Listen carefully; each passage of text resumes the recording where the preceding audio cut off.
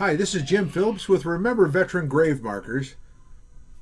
Today we're going to introduce a new series we have. It's called Tools of the Trade, Getting Started.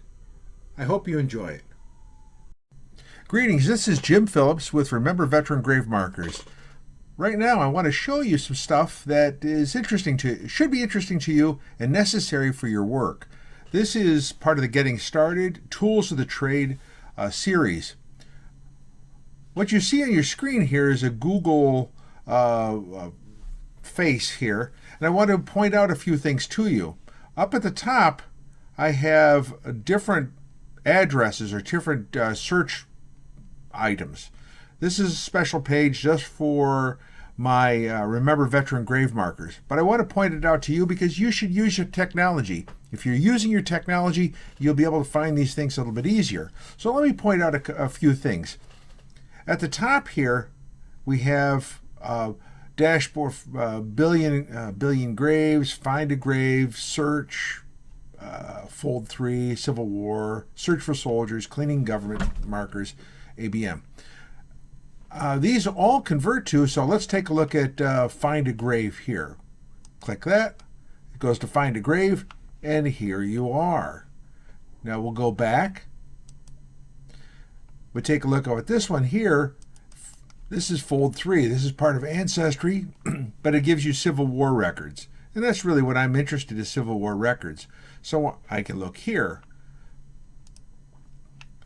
Over here for cleaning federal headstones or VA headstones, take a look. I've saved it. Now all of these things are saved at the top of my screen, so I can go and grab them and then represent them to you. Here's one if Americans are buried overseas in these battle monuments. So we can click here and we go to this and take a look at that.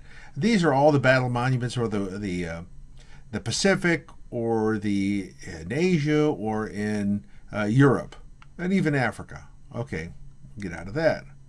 Now, here's also at the corner here, you'll see two arrows pointing. I want to click that, and that identifies additional items that I use for searches.